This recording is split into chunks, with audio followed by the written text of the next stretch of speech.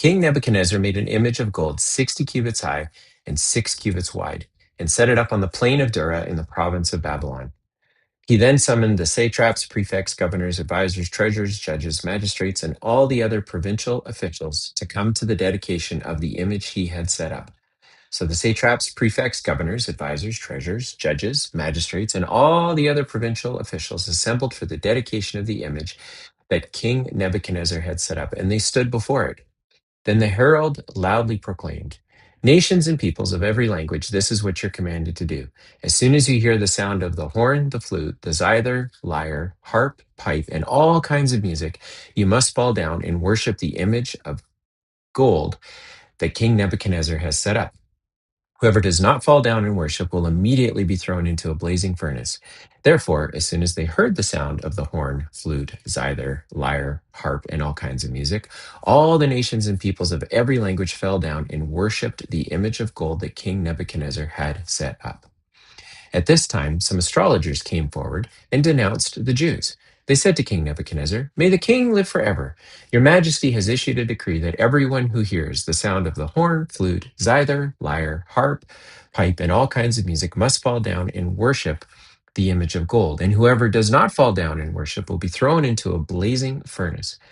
But there are some Jews whom you have set over the affairs of the province of Babylon, Shadrach, Meshach, Abednego, who pay no attention to you, your majesty. They neither serve your gods nor worship the image of gold you have set up." Furious with rage, Nebuchadnezzar summoned Shadrach, Meshach, Abednego. So these men were brought before the king. And Nebuchadnezzar said to them, "Is it true, Shadrach, Meshach, and Abednego, that you do not serve my gods or worship the image of gold I have set up? Now, when you hear the sound of the horn, flute, zither, lyre, harp, pipes, and all kinds of music, if you are if you are ready to fall down and worship the image I made, very good. But if you do not worship it, you will be thrown immediately into a blazing furnace. Then what God will be able to rescue you from my hand?" Shadrach, Meshach, and Abednego replied to him, "King Nebuchadnezzar, we do not need to defend ourselves before you in this matter. If we're thrown into the blazing furnace, the God we serve is able to deliver us from it, and he will deliver us from your majesty's hand. But even if he does not, we want you to know, your majesty, that we will not serve your gods or worship the image of gold you have set up." Then Nebuchadnezzar was furious with Shadrach, Meshach, and Abednego, and his attitude toward them changed. He ordered the furnace heated 7 times hotter than usual, and commanded some of the strongest soldiers in his army to tie up Shadrach, Meshach, and Abednego and throw them into the blazing furnace. So these men, wearing their robes, trousers, turbans, and other clothes, were bound and thrown into the blazing furnace. The king's command was so urgent and the furnace was so hot that the flames of the fire killed the soldiers who took up Shadrach, Meshach, and Abednego, and these 3 men, firmly tied, fell into the blazing furnace. Then King Nebuchadnezzar leapt to his feet in amazement and asked his advisors, "Weren't there 3 men that we tied up and threw into the fire?" They replied, "Certainly, your majesty." He said, "Look, I see 4 men walking around in the fire, unbound and unharmed, and the fourth looks like a son of the gods." Nebuchadnezzar then approached the opening of the blazing furnace and shouted, "Shadrach, Meshach, and Abednego, servants of the Most High God, come out, come here." So Shadrach, Meshach, and Abednego came out of the fire, and the satraps, prefects, governors, and royal advisors crowded around them. They saw that the fire had not harmed their bodies, nor was a hair on their heads singed. Their robes were not scorched, and there was no smell of fire on them. Then Nebuchadnezzar said, "Praise be to the God of Shadrach, Meshach, and Abednego, who has set his angel and rescued his servants. They trusted in him and defied the king's command and were willing to give up their lives rather than serve or worship any god except their God. Therefore, I decree that all the people of any nation or language who say anything against the God of Shadrach, Meshach, and Abednego be cut into pieces and their houses be turned into piles of rubble, for no other God can save in this way." Then the king promoted Shadrach, Meshach, and Abednego in the province of Babylon.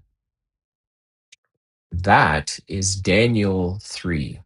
And like many of the Old Testament scriptures, and in particular Daniel, yeah, as a Christian, there's a lot there. There's a lot to talk about. The fourth man in the furnace is Jesus.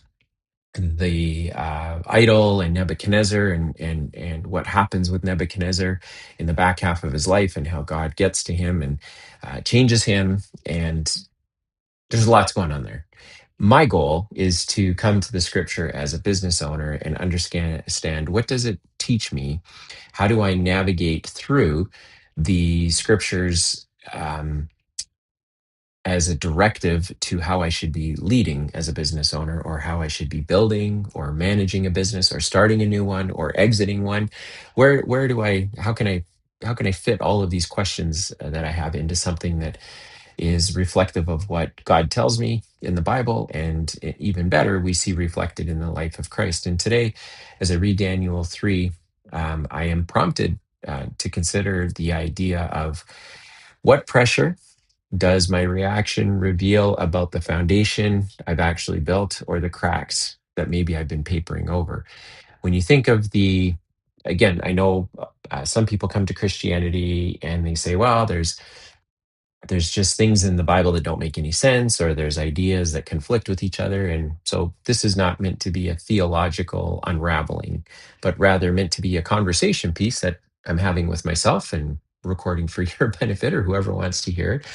But what does the Bible say? What are the principles behind what I'm reading about in the Word of God, so that I can look to see how it applies to my life and how it's instructful in how I navigate? And what I learned today is, first of all, these three individuals, they were prepared to move around in society and in culture, but they did have a do not pass go. They did have a red line that they weren't prepared to cross.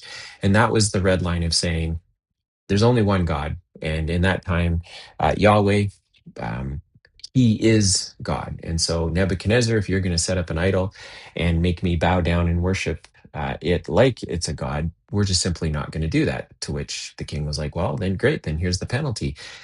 And as they worked through the penalty, they first of all accepted any outcome. Whether the outcome was good or bad, they were prepared to accept it because they had placed their faith in Yahweh, in God.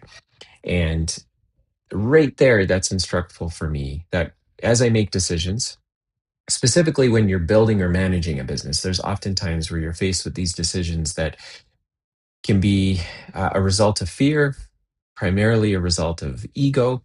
And you can say, I'll accept outcome A, but I will not accept outcome B. And then it becomes like a little g God that now you're trying to serve. You're trying to serve your own purposes. And when we're under pressure, you have to ask yourself, where do I ultimately place my faith? I see in this passage that Shadrach, Meshach, and Abednego were prepared to place their faith in God. They were prepared to look past themselves and say, we will go ahead and do what we've been instructed to do based on what we know about Yahweh. Yahweh says he's the only God. There are no other gods, so we're not going to worship this Nebuchadnezzar statue that man built. Like, how can it even be a god? It was built by man. Like, it can't even do anything. And we're prepared to accept the outcome. So in the one case, look, if we die, then we die. But either way, we're not doing what you've asked us to do, because it's not what we believe to be true, and we place our faith in God. And where do I place my faith when I'm under pressure? Do I do it on myself or God? I look into the New Testament and I see two very specific examples of how people acted under pressure. And the obvious one for Christians, is when Peter denied Jesus 3 times. So he's all about supporting Jesus. He was Jesus, the right hand man of Jesus, so to speak, of the 12 disciples, and said, Jesus, I'll never say I don't know you, or I'll disown you. I'll never, never, never do that. And the night he was taken, within like, I don't know, minutes, hours, but in a very short period of time, he ends up denying Jesus 3 times because of the pressure that came from culture and society and the community that he moved around in, when he was challenged to say, hey, we've just captured this Jesus guy and we're going to do some things to him, but aren't you with him as well? And Peter's like, nope, I don't even know the guy. He did that 3 times. So under pressure, he didn't have any faith. He wasn't prepared to continue to trust in God, which became just very problematic for him. And I'm probably like that. If I'm honest, I'm more like Peter in a sense that I mean, I I live a great life. I'm very comfortable. So if challenged, I generally will look to try and protect what I have by not placing my faith in God all the time. But on the other end, we see these two criminals that were hung beside Jesus on the cross.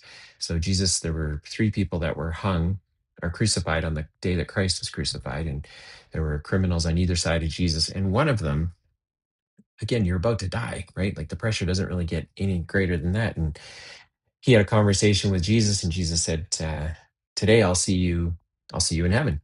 And he chose not to lean on his own understanding and buckle into feeling sorry for himself and trying to come up with his own way out of his own situation. He simply relented and said, Jesus, this is who I think you are. And Jesus said, I'll see you later today. I know that in my own life, for example, during the great financial crisis, I had walked away from a situation that I was a part of with a handful of other individuals.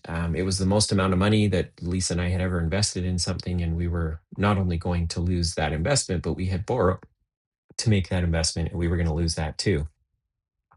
But the situation was so bad, and it because fear does interesting things. You think you know your business partner or partners until such time as there's pressure, and once there's pressure, you really get to see what people are made of. And with my little bit of experience, I did know that taking action while things were really bad was probably not the right decision, that the dust was going to settle. And at some point, we would have a new to work with. However, my business partners didn't see it that way. There were three of them, so there were four of us in total. And I ended up resigning and walking away. And that was a moment when I could have pressed forward. I could have been difficult. I could have made life harder. And instead, I came home to Lisa and I just said, I feel like we just have to trust God in this and that He's going to figure it out. Now, it took a decade to figure out, and that's not, I think, because God was delaying. I think I just continued to make poor decisions based on fear and ego that prevented me from getting out of a situation faster. However, I do remember making that decision and saying, if I keep going down this path, I'm going to produce a worse outcome, probably going to have a heart attack, or something will happen to me where it will now affect you and my children. And so let's walk away and see what God has done will do. But I've also stayed in situations longer than I should have, thinking that I could get a better result. And I spent 15 years doing management consulting on behalf of failing or struggling businesses and business owners. I did the work. I could tell, I knew for sure that these entrepreneurs or business owners were simply not going to be able to maintain the fixes and the repairs that they paid me to implement for them. But I continued to hang around because maybe I wanted the paycheck or maybe I felt good about what I was doing. But in either case, I didn't trust God that if I walked away that he'd have something else waiting for me. And so I'm very familiar with both situations, both Peter denying Jesus three times, plus being in a position where you're at the very end of your rope and you're saying, Jesus, I believe you are who you say you are, and I put my faith in you. And I think that's just part of being human. We all place our faith somewhere.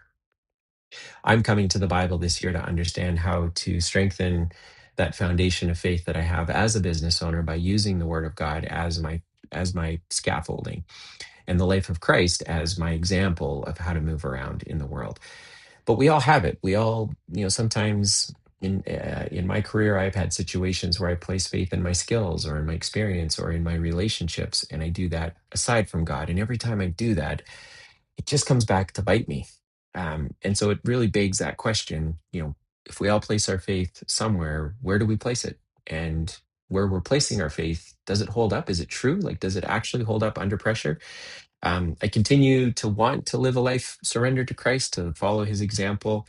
But I still get in my own way, even though I have evidence over 48 years that he is trustworthy and he will always have a better way than my way.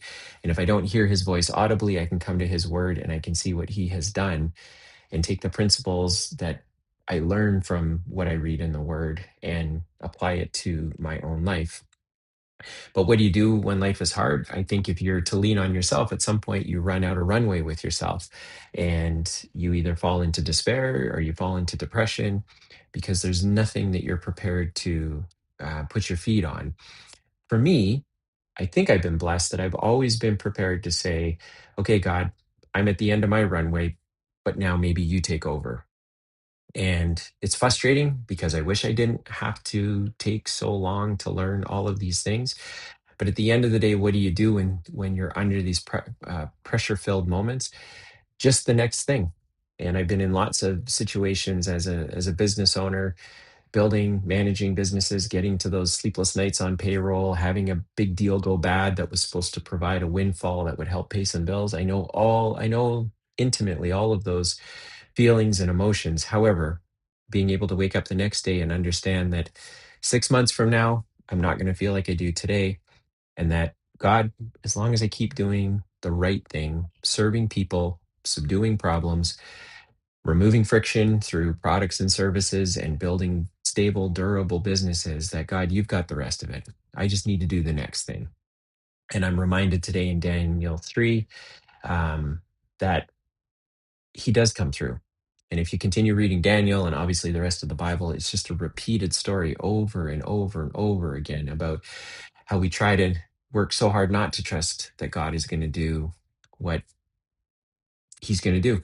And we stick ourselves, or I stick myself in that spot. And every time I do that, I delay being able to see him really work in my life. And so Daniel 3 is just a great reminder that we are going to get to those moments where we have to decide, are we going to trust and have faith in God, or are we going to have faith in ourselves? And if we're prepared to have faith in God, we will see him do true